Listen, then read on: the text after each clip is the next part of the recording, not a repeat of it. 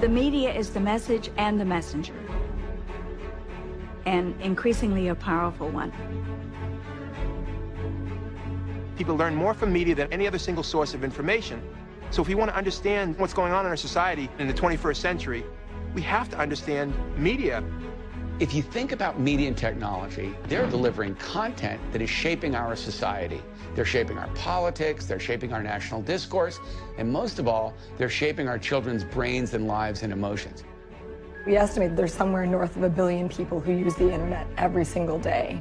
That's just a reach that hasn't existed before in terms of media. Our kids today live on Facebook and cell phones. The diversity of the platforms means that those images are impacting your kid 24/7, and whatever restrictions existed when we were growing up simply don't exist today. There is no appreciation for women intellectuals.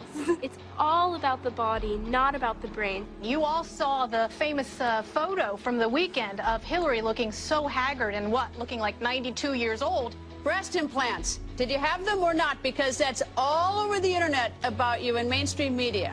I think if you waterboarded Nancy Pelosi, she wouldn't admit to plastic surgery. The fact that media are so limiting and so derogatory to the most powerful women in the country, then what does it say about media's ability to take any woman in America seriously?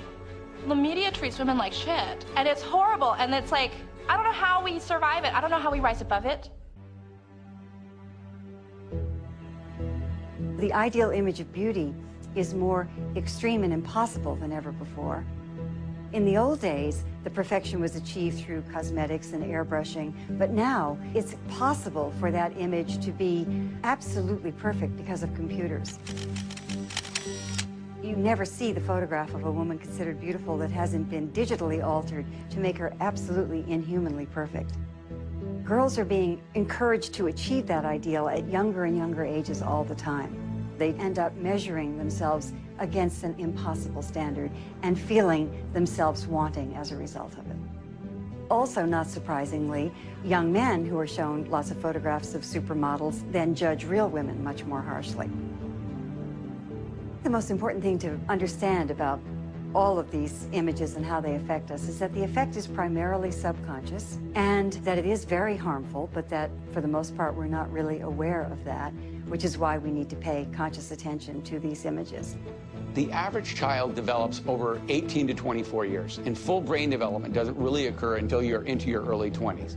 So the idea that kids at 8 or 10 or 15 have the same level of intellectual and emotional maturity as an adult is nuts. They have different interpretive abilities, they have different emotional abilities, and they're a much more vulnerable class in society.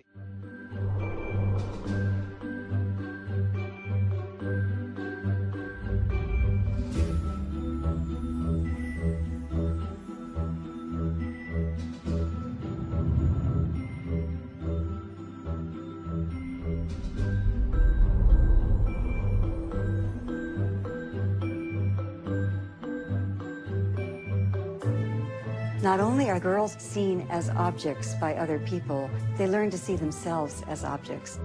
The American Psychological Association has found in recent years that self-objectification has become a national epidemic, a national problem.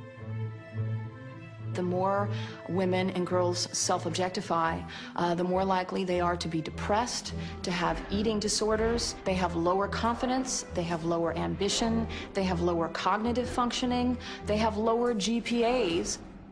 How does this connect to women in leadership?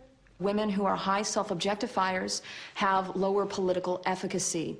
Political efficacy is the idea that your voice matters in politics and that you can bring about change in politics. So if we have a whole generation of young people being raised where women's objectification is just par for the course, it's normal, it's okay, we have a whole generation of women who are less likely to run for office and less likely to vote.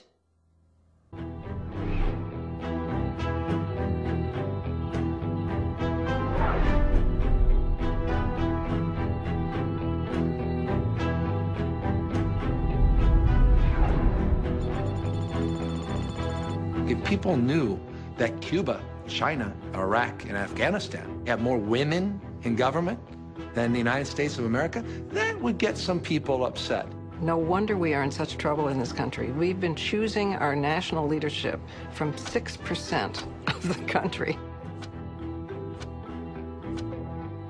Without more women in politics, we just don't really have democratic legitimacy. Something looks fundamentally wrong with our political institutions. We're shortchanging voices that are urgently needed in public forums from ever getting to the table.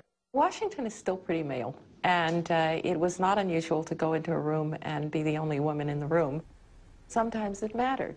When there was an attempt to change Title IX and some pressure from Capitol Hill about that, I can remember Karen Hughes and I going to the president and saying, you can't do that because you don't know what it was like to be a woman in college prior to Title IX when you had to have a bake sale to get your sports team to take a trip.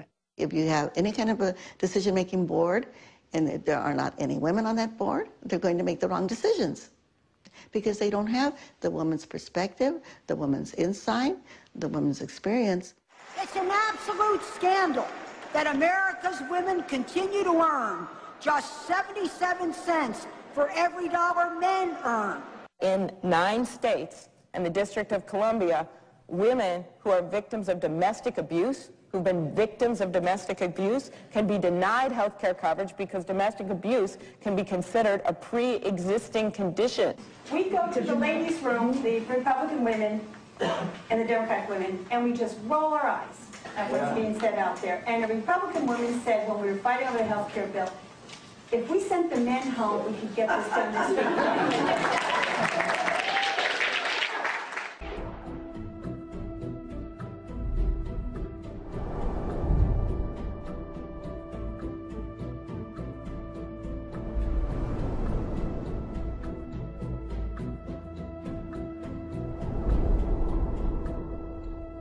It's like when a female reaches 39 or 40, she simply needs to go. It's the scrutinization that women get that far surpasses the scrutinization that men get. I don't ever see gossip columns or tabloids reporting on Brian Williams' personal life, yet Katie Couric and what she is wearing or who she's dating is headline news. I think whenever there are 2 women who are working in similar professions, it's automatically positioned as a catfight. Diane Sawyer and I were pitted against each other as if, you know, we were gonna be in a mud wrestling competition on the weekends. So, and you never saw that with, say, Tom Brokaw and Peter Jennings. Take it away with the Red Hat Boys in blue, which I got this one down. Okay, good. Sometimes I look on the cable news channels. I see women wearing very low-cut shirts and lots of makeup, and, you know, their hair is kind of tousled, and they look like they're working as cocktail waitresses instead of newscasters. It's just a very mixed message. Folks, we're going to play a game. I'm going to show you a photo of a woman. You have to guess whether she is a professional newscaster or a Hooters waitress. Are you ready? Here we go. The local news anchorships look like, you know, somebody's grandfather and his second wife. Hillary Clinton had hecklers following her saying, "Iron my shirt." And some people think you bring about change by... She was frequently called a bitch in mainstream media. She's a stereotypical bitch. You know what I mean? Sarah Palin presented a very different image. She is the first national high-profile female candidate who presented herself in very feminine terms as a quote-unquote real woman. She's the American dream. Women want to be her. Men want to mate with her. I want her laying next to me in bed.